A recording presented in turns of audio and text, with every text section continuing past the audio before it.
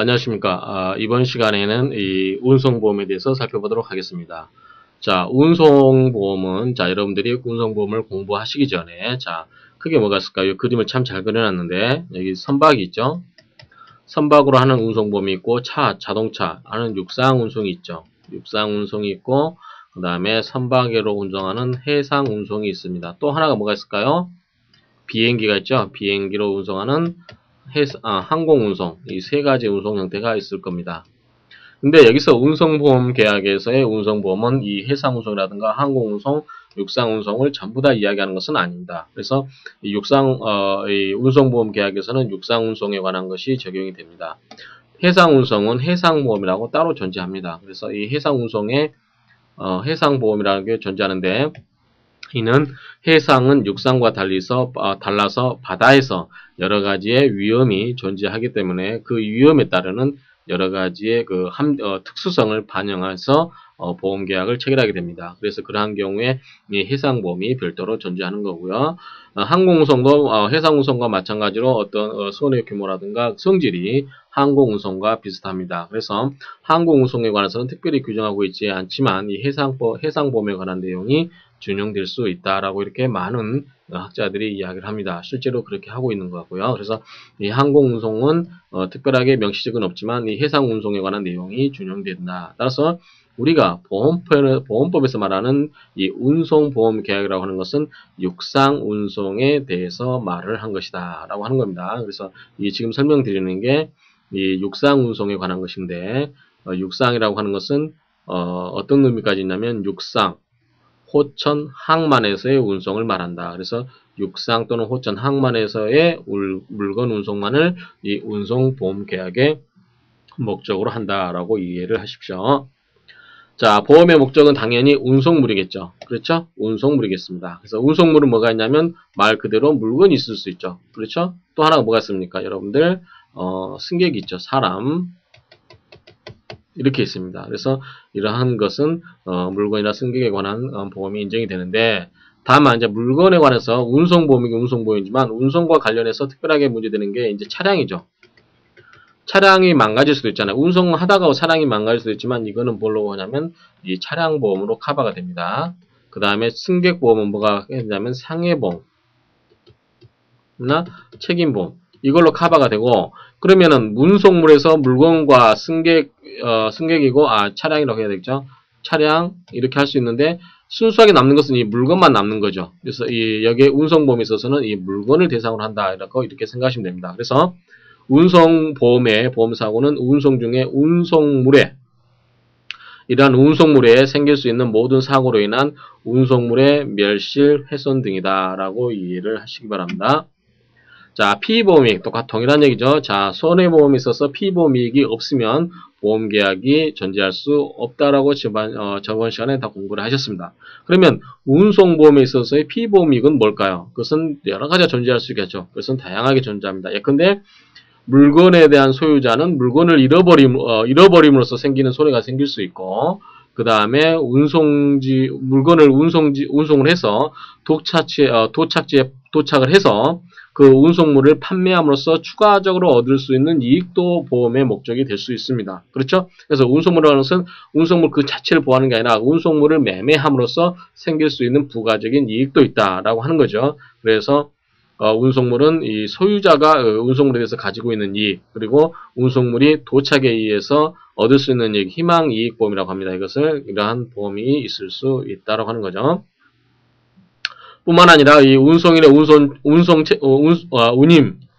운임, 만약에 운송인이 운임을 못 받을 경우에 그 운임을 보상하기 위한 손해죠. 운임 손해에 대한 보험이나 송화인, 물건을 보내는 사람입니다. 수화인은 손해에 대한 책임보험 같은 소극적 이익도 피보험이 될 수 있습니다. 자, 이거를 한번 그림을 그려보십시다. 자동차가 있습니다. 이렇게 화물차가 있죠. 자, 물건을 보냅니다. 매도인이 물건을 여기다 실어서 이렇게 보냅니다. 매수인이죠. 이 사람은 뭡니까? 운송인입니다. 그러면 이 매도인이 직접 보낼 수도 있지만 매도인이 또 다른 계약을 통해서 물건을 보낸 사람이 송화인이 될 수 있습니다. 이 송자가 보낼 송자잖아요. 화물 하자, 그 다음 인.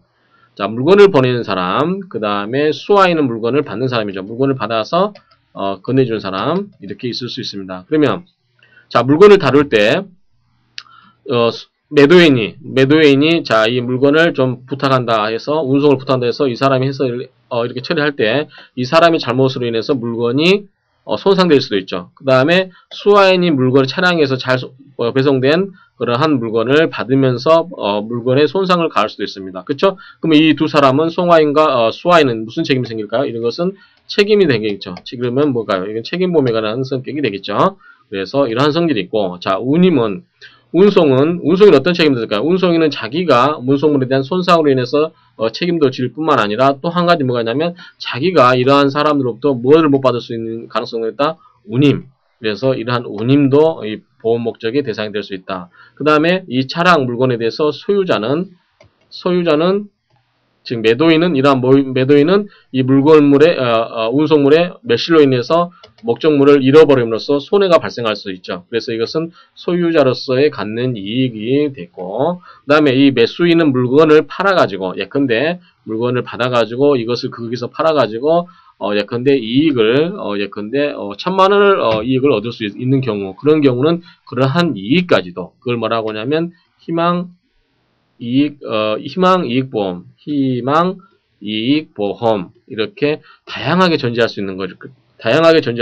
그래서 이렇게 물건의 운송과 관련해서는 매도인 즉 소유자로서의 이익도 있고 매수인의 어떤 희망이익보험이라는 것도 있을 수 있고 운송인의 그 운송물에 대한 책임뿐만 아니라 그 어떤 운임에 관한 것도 될 수 있고 송화인이나 수화인의 그러한 어떤 물건을 다룸에 있어서 발생할 수 있는 책임에 관한 책임보험 내용도 있을 수 있습니다. 그래서 이 운송과 관련해서는 여러 가지의 그러한 이익들이 존재할 수 있다라고 하는 겁니다.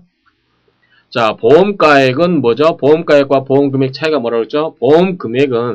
보험가액 범위 내에서 당사자가 협의에 의해서 보험을 얼마를 지급하겠다. 보험사고가 발생하게 되면 얼마를 지급하겠다라고 하는 그러한 금액이 보험금액이고, 보험가액은 뭐라고 그랬죠? 그 물건의 뭐다? 가치다. 가액이다. 가치를 나타내는 금액이다라고 이렇게 설명을 드렸습니다.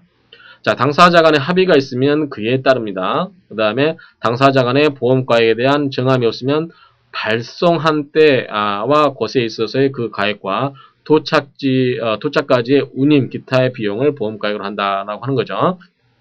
그래서 이 차량에다가 이렇게 싣고 갔을 때, 이 차에다 이 물건을 실었을 때 당사자 간의 보험가액에 대해서 정함이 없으면 물건을 보낼 때, 출발할 때, 실었을 때 그 당시에 그 장소에서의 이 물건의 가액 플러스 뭐다? 운임까지 포함한 것을 보험가액으로 한다라고 하는 거죠. 자, 운송물의 도착으로 인해서 얻을 이익에 관한 당사자 간의 특이하게 있는데, 자, 이것이 현재는 물건이 토탈해서 1억나치인데 이게 토탈해서 도착해서 팔게 되면 이것이 5억이 된다. 그러면 플러스 4억이라는 어떤 기대되는 이익이 있죠. 희망이익이 있죠. 그런데 당사자 간에 자 이번에 우리가 보험가액의 정함이 없을 때는 이렇게 정해버리면 5억으로 정하면 이렇게 끝나는데, 만약에 이렇게 정하지 아니한 경우는 이렇게 발송한 장소와 때 곳에서의 물건 가액 플러스 운임을 했기 때문에 이 이익은 포함이 되어 있지 않는 거죠. 그래서 이건 어떻게 된다면 당사자 간에 포함이 되어 있지 않는 경우는 어떻게 된다? 인정이 안 되지만 당사자 간에 특약으로 이것을 넣었을 경우에, 누구나 봐도 그 당시에 그 정도의 이익은 얻었을 것이라고 인정을 해서 특약으로 넣었을 경우에만 인정이 된다라고 하는 점입니다. 자, 보험기간은 다른 당사자 간에 특약이 없으면 운송인이 운송물을 수령한 때로부터 이것을 수화인에게 인도할 때까지다. 그렇죠? 자, 마찬가지로 보험기간이라고 하는 것은 이렇게 차에다가 이 물건을 실을 때부터, 그렇죠? 실을 때부터 이것을 인도할 때까지 그 사이에 가 보험기간이다라고 보면 됩니다. 자, 운송보험증권도 마찬가지로 다음의 사항을 기재하는데, 아까 우리 화재보험하고도 거의 같습니다. 그렇죠? 특별하게 다른 거는 없는데, 자, 여기까지는 거의 아마 같을 겁니다. 근데 뭐가 틀리죠? 자, 운송의 노순, 운송이 어떠한 순서로 인해서 하고 어떠한 방법으로 제공될 것인지, 그 다음에 운송인의 주소, 운송인이 누구고, 그 다음에 성명이 뭔지 또는 상호, 다음에 운송물의 수령과 인도 장소가 어디고, 운송 기간을 정할 때는 그 기간, 그 다음에 보험 가액을 정할 때는 그 가액, 이것도 똑같죠. 그래서 운송과 관련되는 부분은 여기에 해당된다라고 할 수 있겠습니다. 그래서 이러한 부분에서 특징이 있다라는 거. 그런데 기본적으로 운송을 생각하시면 다 여러분들이 생각해 볼 수 있는 개념들입니다. 자, 운송의 중지, 변경과 계약 효력. 자, 그림을 하나 그려놓고 시작합시다. 이렇게 차가 있습니다. 화물차가 이렇게 있는데 물건을 이렇게 싣고 가는 겁니다. 자, 그럴 때 자, 보험계약은 다른 약정이 없으면 운송의 필요에 의해서 일시 운송을 중지하거나 운송의 노선 또는 방법을 변경한 경우에도 그 효력을 잃지가 않습니다. 왜냐하면 도로를 이렇게 달리고 있기 때문에 그다지 무슨 사정이 있어서 잠깐 쉬거나 잠깐 중지를 하거나 노선을 약간 바뀐 경우, 예컨대 이 고속도로 가는데 차가 길이 막히면 국도로 갈 수도 있다 이거죠. 이렇게 하는 경우에도 기본적으로 그 효력을 잃지 않는다. 이게 왜 중요하냐면 여러분이 다음 시간에 보는 이 해상보험에서 1호라는 게 있습니다. 1호가 뭐냐면 이탈할 때 이자죠. 이별할 이자죠. 길로자. 그래서 배는 바다의 길이 있는데 선박이 다니는 길이 있는데 그 길로 벗어나면 보험자가 책임을 지지 않는다라고 하는 부분이 있습니다. 이거는 다음 시간에 설명을 드릴 텐데 어찌됐든 운송보험에서 자, 자동차, 육로로 운송하는 경우에 있어서는 이 해상보험과 달리 그러한 운송을 약간 중지하거나 노선 등 방법 등을 변경한 경우에도 그 효력을 잃지 않는다. 따라서 보험사고가 발생하게 되면 보험자는 보험계약자에게 보험금을 지급을 해야 된다라는 뜻입니다. 이 부분은 다음 시간에 설명을 드리도록 하겠습니다. 자, 보험자의 보상책임. 운송보험자는 다른 특약이 없으면 운송인이 운송물을 수령한 때부터 운송물에게 인도할 때까지, 아까 똑같죠? 자, 보험기간이 뭡니까? 자, 물건을 실었을 때부터, 운송을 싣기 위해서 수령한 때부터, 그 다음에 물건을 넘겨줬을 때까지, 인도 때까지, 그 기간 동안 책임이 발생한다. 이거 이야기죠. 보험자는 보험계약자 또는 피보험자의 고의 또는 중대한 과실, 자, 면책사유죠. 이외에 보험사고가 송화인, 수화인의 고의 또는 중대한 과실로 발생한 경우도 손해를 배상할 책임이 없다. 우리가 보험자의 면책사유가 세 가지가 있다고 그랬습니다. 뭐가 있었죠? 자, 첫 번째가 이 피보험자 측의 고의 또는 중대한 과실 이렇게 있었죠. 두 번째가 뭐였었죠? 전쟁. 세 번째가 뭐가 있었죠? 자연적인 소모, 마멸 이런 경우죠. 이렇게 되는데 자, 운송에 있어서는 제가 조금 전에 설명드린 것처럼 운송에 관여하는 사람이 두 가지가 더 있죠. 누구죠? 송화인과 누구죠? 수화인이 있습니다. 물건을 보내는 사람, 보낼 송자, 받을 수자, 물건을 보내는 사람, 물건을 받는 사람. 이 두 사람이 개입을 하기 때문에 이 송화이나 수화이라든가 이 사람들이 일부러 또는 중대한 과실로 물건을 아주 소홀히 다뤄. 이 사람들은 물건을 다루는 사람들이 전문가들입니다. 그 물건을 선적하고 보내는 사람들이기 때문에 전문가들인데 이 사람들이 물건을 아주 나쁜 마음을 먹고 또는 일부러 이렇게 막 물건을 손상시킨 경우는 이러한 경우는 보험자는 책임을 지지 않는다. 그러면 이 물건의 소유주, 이 사람들은 즉 매도인은 누구한테 책임을 물어야 된다? 이 사람한테 물어야 되겠죠. 그러시겠죠? 이 송화인이라든가 이 수화인에 대해서 책임을 묻겠죠. 그러면 이거는 뭐냐면 운송보험으로는 커버가 안 된다는 거죠. 운송보험이라고 하는 것은 운송이 적절하게 제때에 제대로 정당한 방법에 의해서 운송될 때 보상하는 거니까 그렇다는 건데 그러면 이 사람들의 고의 과실에 의해서 운송보험자는 책임을 지지 않으면 이 매도인은 만약에 이 사람들이 변제를 안 보상을 안 해주면 타격을 입게 되죠. 그래서 이 송화이라든가 수화인들은 또 다 무슨 보험을 들 수 있을까요? 이런 사람들은 자기의 책임보험을 들 수 있겠죠. 자기가 어떤 책임져야 될 일이 생길 경우에 그러한 위험을 보상해주는 그러한 책임보험을 들 수 있겠죠. 다만 여기서 말하는 것은 운송보험의 대상은 안 될 수 있다라는 점이 다른 겁니다.